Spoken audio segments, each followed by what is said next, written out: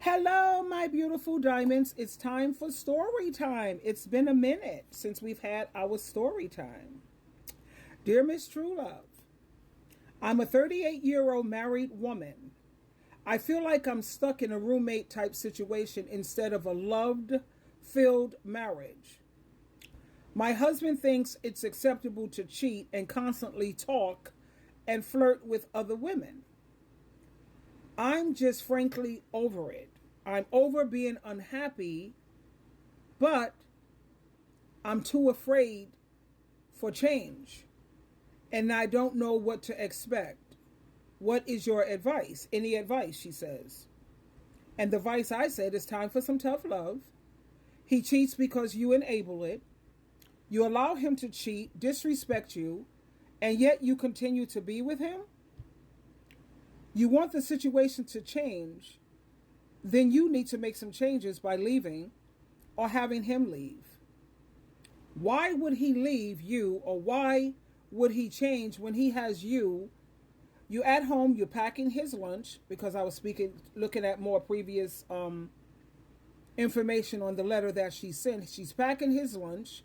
She pays half the bills, and he could go out as he please with whomever he pleases, and there's no consequences. You deserve so much more than that. If he wants a roommate situation, then be his roommate while you're filing for divorce. Even then, if you feel you can live together for financial reasons, then why not do that?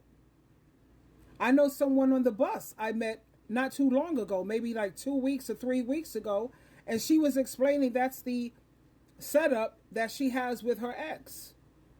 Because sometimes you don't get along well as a couple, but you can make the most amazing friends. I don't know if a lot of people are able to do that, while you watch your partner go out on dates with other people. But of course, you have some boundaries set in place where you don't bring anyone to the home. I don't bring anyone to the home. Because after all, we did have a relationship. We were romantically involved. So, you don't disrespect me with phone calls all in my face. And I vice versa. Maybe they make better roommates. And that way, at least you still have somebody who's paying half the bills. That might be a route for a lot of women. All right, so you have that one. Let me go to the next story time. This woman says, my husband left our 25-year marriage 2 months ago out of the blue to be with a woman he's always called needy, insecure, not very bright, etc., etc. This woman knew me and our 3 kids, so it's a double betrayal. Anyhow, I'm doing the best I can, but I'm really, really struggling. And my answer for that, I told her that some of these men, they are into saving and fixing women. Her neediness, this other woman that he's dealing with, because he's used to say that she was so needy and so this and so that, but her neediness makes him feel needed. I know I'm the type that I need to be needed. I know people say I'd rather be wanted than needed, but the world that we live in, honey, I prefer to be needed, because when people need you, they treat you better. So he seems to like these women who needs him. It seems like he likes women who are more vulnerable. And I guess that's because they're easier to manipulate. Please know that this has nothing to do with you. I know it doesn't make this any less painful, but it's all on him.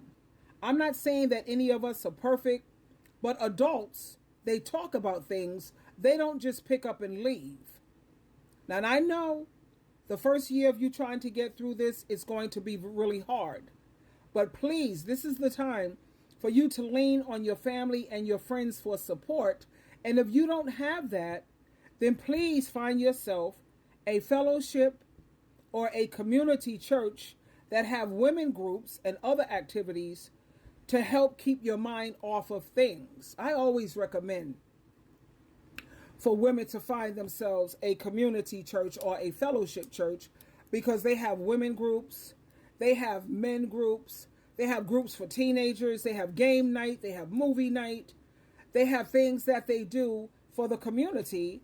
And before you know it, you're going to meet a support, and you're going to build yourself a support network. None of us can do it alone. We all need support. Now, you have a lot of people who say that I don't have any friends, and me and my family, we don't get along, and a lot of women who, the moment they get a man, they take their family members and their friends, toss them to the side, and pour their everything into this man. Not a good idea. I would never recommend that. You have to learn how to be balanced. I know that once you're married, you have to, be with your husband, but you also have family. You don't just throw away your family. That's your flesh and your blood. This dude is somebody you met from around the way. He's not your flesh. He's not your blood. Family is always going to be family. That's all about loyalty and integrity. But if you don't have like a healthy family, but a lot of people don't, then please find yourself a fellowship church, a community church, and watch how fast you build yourself a support network. How about that? I'm going to stop at this. I got more that I'm going to upload. My story times, and hopefully these prove to help women to see that you're not the only one going through this, and to show you that a lot of women are not just saying, oh, well, just because it didn't work for you, it don't mean it's not. This is happening all over the world. My channel is universal, sweetheart. I have women writing me and contacting me from Asia, Korea, from Trinidad. I'm from Trinidad. My parents are Trinidadian. Well, my mom is Missouri, but my dad is Trinidadian. So they say you are what your father is, whatever. I'm talking about women from Africa, all over the world.